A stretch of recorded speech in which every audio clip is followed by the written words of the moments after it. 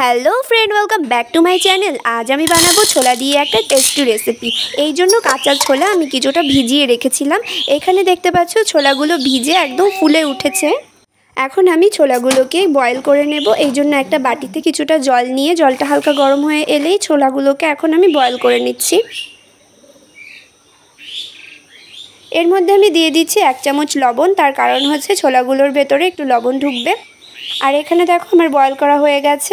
এখন আমি ছোলাগুলোকে ছেঁকে নেব। এরপরে একটা কড়াইতে কিছুটা পেঁয়াজ কুচি, লঙ্কা কুচি আর সামান্য একটু হলুদ গুঁড়ো দিয়ে একটুখানি নেড়ে নেব।